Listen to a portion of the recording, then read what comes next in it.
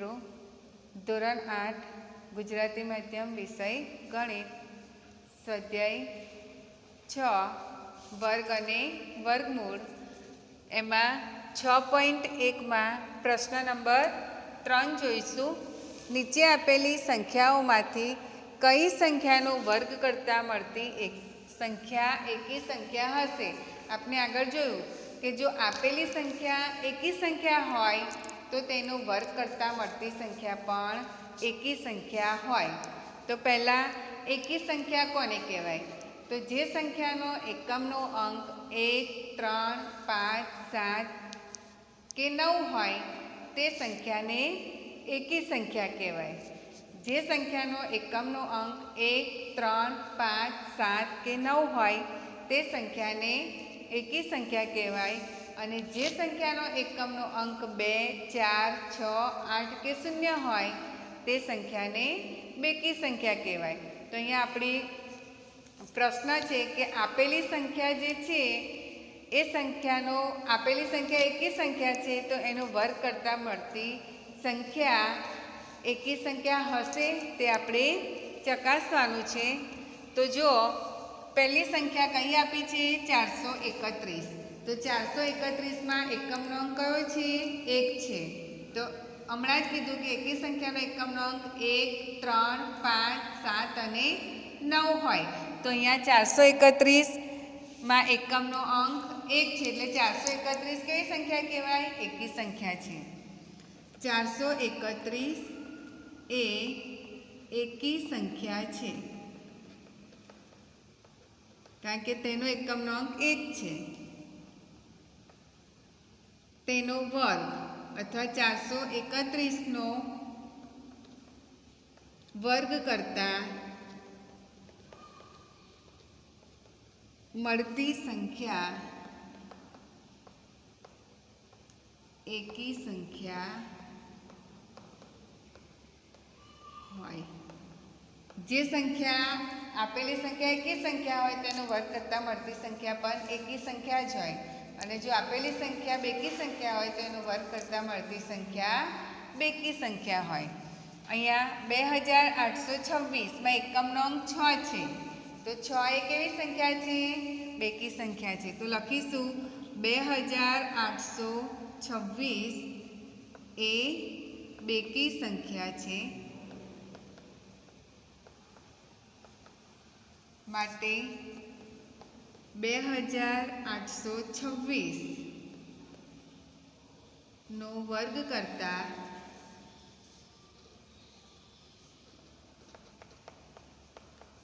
મળતી સંખ્યા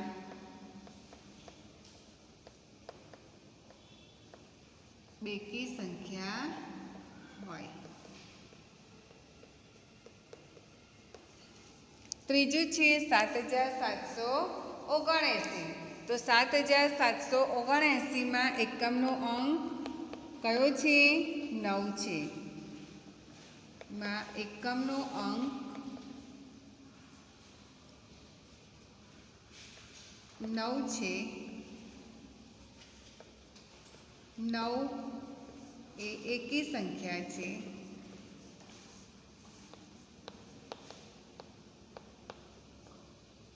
એટલે 7779નો વર્ગ કરતાં મળતી સંખ્યા એકી સંખ્યા હશે.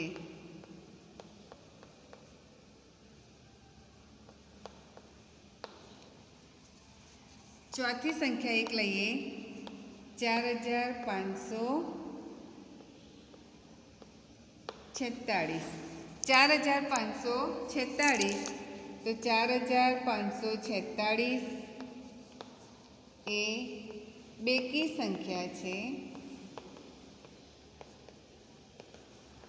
તેથી 4546નો વર્ગ કરતાં મળતી સંખ્યા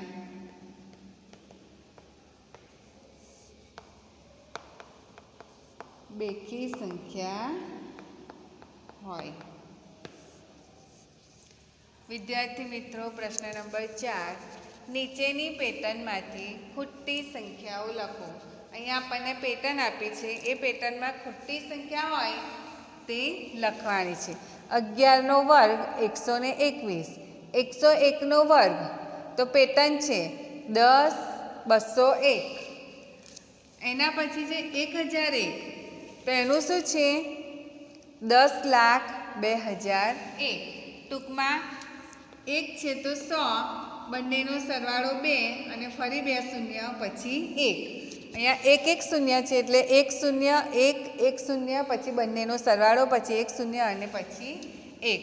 એ જ રીતે અહીંયા 1001 છે તો 1 1ના 1, 2 શૂન્ય તો 2 શૂન્ય, 1 અને 1નો સરવાળો 2, ફરી 2 શૂન્ય અને 1નો વર્ગ 1 છે. હવે અહીંયા જુઓ 1 કેટલા છે 10,001 નો વર્ગ.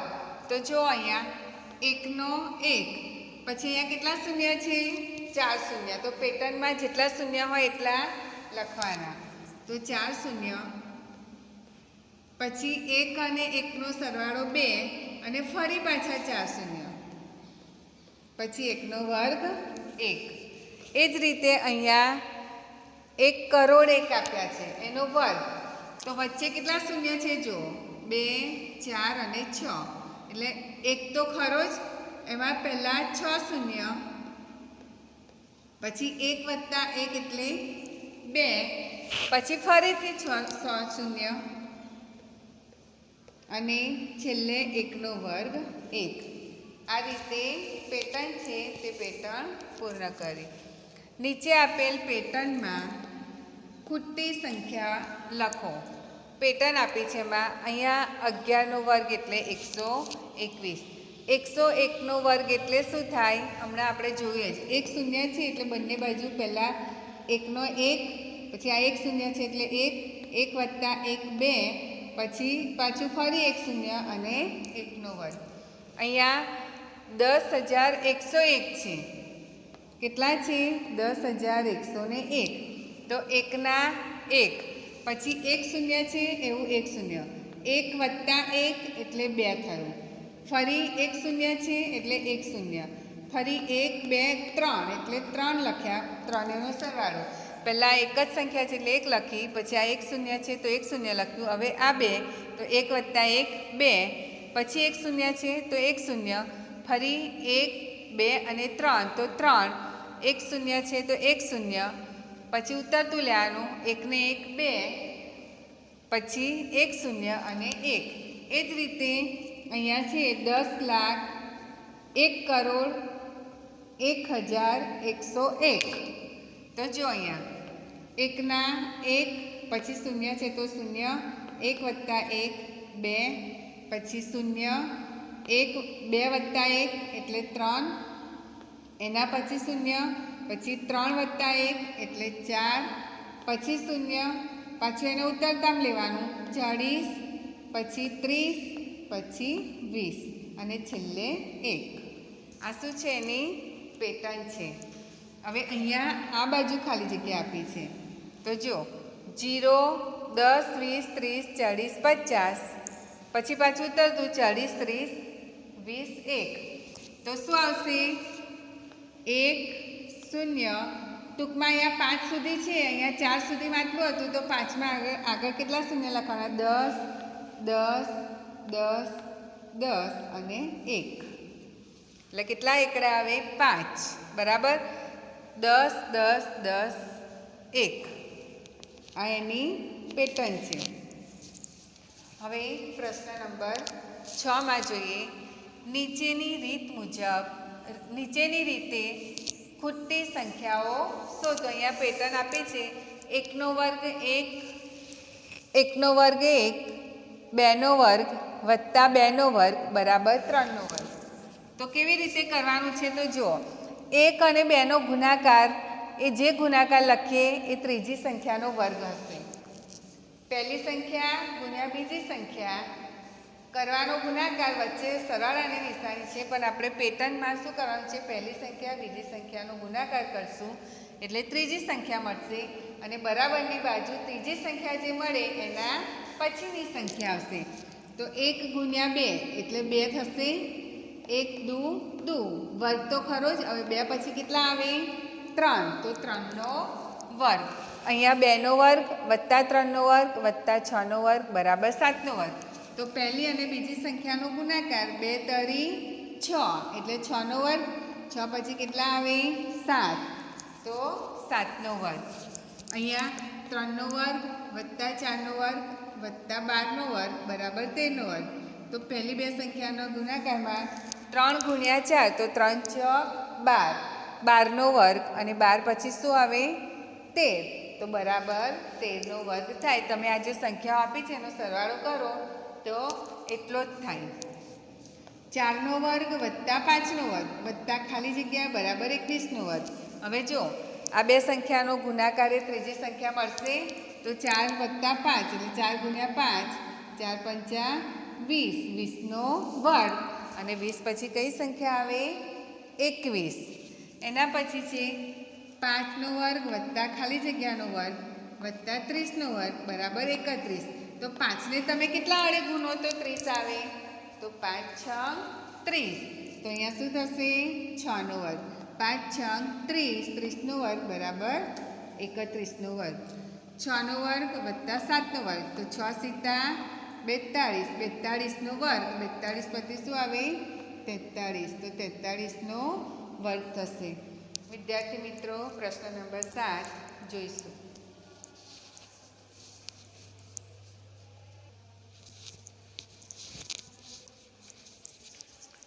વિદ્યાર્થી મિત્રો, 6.1નો 7મો દાખલો છે. સરવાળાની ક્રિયા વિના સરવાળો મેળવો. સરવાળા માટે ક્રિયા કરવાની નહીં, ડાયરેક્ટ એનો સરવાળો કેટલો થાય છે તે મેળવવાનું છે. તો 1 વત્તા 3 વત્તા 5 વત્તા 7 વત્તા 9. તો કેટલી આ કઈ સંખ્યાઓ છે? આ બધી એકી જ સંખ્યાઓ છે. 1 3 5 7 9 11 13 15 17 19 21 23 25 29 31. એ કેવી સંખ્યાઓ છે? એકી સંખ્યાઓ છે. હવે સરવાળો કર્યા વગર કહેવાનું છે કે આનો સરવાળો કેટલો થાય છે. તો એના માટેની એક રીત છે કે કેટલી સંખ્યા આપી છે તો જુઓ, 1 2 3 4 અને 5. કેટલી સંખ્યા છે? 5.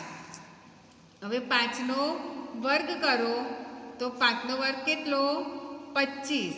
તો 25 તેનો સરવાળો થશે. 1 ને 3 4, 4 ને 5 9, 9 ને 7 16, 16 ને 9 25. સરવાળો કર્યા વગર જેટલી એકી સંખ્યા આપી છે એ એકી સંખ્યાનો વર્ગ કરો તો શું થશે? એ એના વર્ગ જેટલો જ સરવાળો થશે. અહીંયા 1 વત્તા 3 વત્તા 5 વત્તા 7 વત્તા 9, 11 વત્તા 13 વત્તા 15 વત્તા 17 વત્તા 19 છે. તો કેટલી એકી સંખ્યાઓ છે ગણીએ. 1 2 3 4 5 6 7 8 9 10. 10 એકી સંખ્યાઓ છે એટલે 10નો વર્ગ કરો. 10નો વર્ગ 100. તો સરવાળો કર્યા વગર આ સંખ્યાઓ છે તેનો સરવાળો કેટલો થશે? 100 થશે. એના પછી છે 1 વત્તા 3 વત્તા 5 વત્તા 7 વત્તા 9 વત્તા 11 વત્તા 13 વત્તા 15 વત્તા 17 વત્તા 19 વત્તા 21 વત્તા 23. તો આનો સરવાળો કરવો નહીં આપણે, પણ ડાયરેક્ટ કેવી રીતે જોઈએ તો કેટલી એકી સંખ્યાઓ આપી છે જોઈએ. 1 2 3 4 5 6 7 8 9 10 11 ને 12. 12 એકી સંખ્યાઓ છે તો 12નો વર્ગ બરાબર 144. વિદ્યાર્થી મિત્રો, તમે સરવાળો કરશો આનો આ સંખ્યાઓનો તો સરવાળો 100 થશે. આ સંખ્યાઓનો સરવાળો કરશો તો પણ 144 થશે.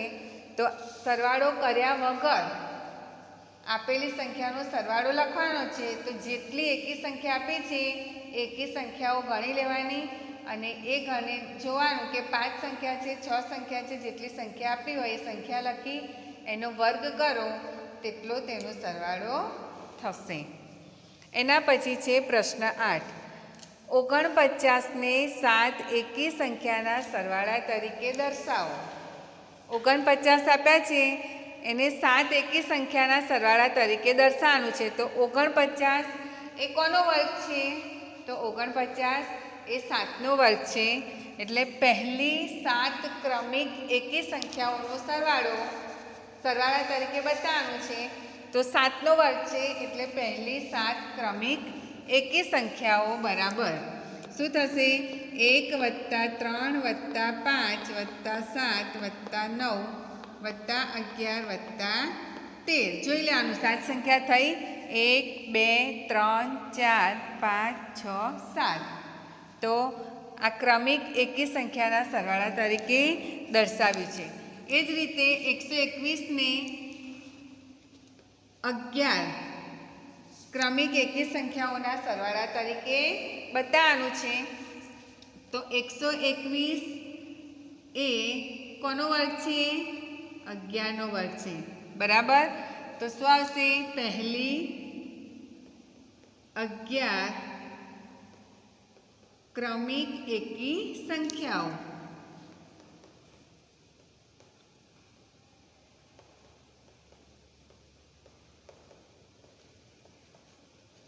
તો 11 એકી સંખ્યાઓ સુધી લેવાનું. તો કઈ થશે? 1 + 3 + 5 + 7 + 9 + 11 + 13 + 15 + 17 + 19 + 21. ગણી લેવાની કે 11 ક્રમિક એકી સંખ્યાઓ થાય છે. 1 2 3 4 5 6 7 8 9 10 11. આ તમે ક્રમિક 11 એકી સંખ્યાઓનો સરવાળો કરશો તો એનો સરવાળો કેટલો મળશે? 121 મળશે. નીચે આપેલી સંખ્યાઓના વર્ગો વચ્ચે કેટલી સંખ્યાઓ આવશે? અહીંયા સંખ્યા આપી છે એનો વર્ગ કરીશું તો વર્ગ કરતાં આપણને કેટલી સંખ્યાઓ મળશે? તો અહીંયા સંખ્યા n છે અને n + 1 હોય તો શું થાય? n² અને n + 1નો વર્ગ. n એટલે n સંખ્યા છે તો એનો વર્ગ કરો તો n² અને n + 1 હોય તો n + 1નો વર્ગ કરવાનો. તો એમની વચ્ચેની મળતી સંખ્યા માટે શું મળશે આપણને? 2n મળશે. શું મળશે? એનો જવાબ 2n સંખ્યાઓ હોય કે કોઈ પણ બે સંખ્યાઓ આપી છે એ બંને સંખ્યાઓ વચ્ચે કેટલી સંખ્યાઓ આવશે તે આ સૂત્રની મદદથી જાણી શકાય. એમાં પહેલું આપ્યું છે 12 અને 13. આ 12 અને 13 સંખ્યા આપી છે. હવે 12નો વર્ગ અને 13ના વર્ગની વચ્ચે કેટલી સંખ્યાઓ આવે તે જોવાનું છે. તો 12નો વર્ગ અને 13ના વર્ગ વચ્ચેની પ્રાકૃતિક સંખ્યાઓ બરાબર 2n. 2 × n એટલે પહેલી સંખ્યા કેટલી છે? 12 છે. તો 12 12 દુ 24. તો વિદ્યાર્થી મિત્રો તમારે જોવું હોય તો જાણો 13નો વર્ગ 169 અને 12નો વર્ગ 144 થાય. એટલે પહેલી સંખ્યા 169 ના ગણીએ બરાબર. એક બાદ કરતાં કેટલા મળશે? 24 મળશે આપણને. તો આ રીતે આ સૂત્રની મદદથી શું કરવાનું? વચ્ચેની કીધું છે એટલે 144 અને 169 આ બે સંખ્યાઓ શું કરી નાખવાની? કાઢી નાખવાની. અને પછી તમે ગણતરી કરશો તો 144 થી 169 વચ્ચે કેટલી સંખ્યાઓ મળશે આપણને? 24 સંખ્યાઓ મળશે. એ જ રીતે 25 અને 26. તો 25ના વર્ગ અને 26નો વર્ગ વચ્ચેની પ્રાકૃતિક સંખ્યાઓ.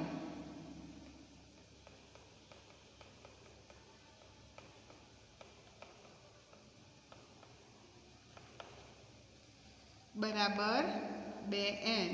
એટલે 2 ગુણ્યા કેટલા છે? પહેલી સંખ્યા 25.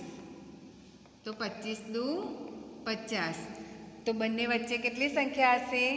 26ના વર્ગ અને 25ના વર્ગ વચ્ચે 50 સંખ્યાઓ હશે. તે જ રીતે 99નો વર્ગ અને 100નો વર્ગ વચ્ચેની પ્રાકૃતિક સંખ્યાઓ બરાબર 2n. એટલે 2 ગુણ્યા પહેલી સંખ્યા 99 છે એટલે 99. 9 દુ 18 8 + 1 9 દુ 18 ને 19. તો 99ના વર્ગ અને 100ના વર્ગ વચ્ચે કેટલી સંખ્યાઓ હશે? તો 198 સંખ્યાઓ હશે. વિદ્યાર્થી મિત્રો, અહીં સ્વાધ્યાય 6.1 પૂર્ણ થાય છે અને હવે સ્વાધ્યાય 6.2 નેક્સ્ટ લેક્ચરમાં જોઈશું.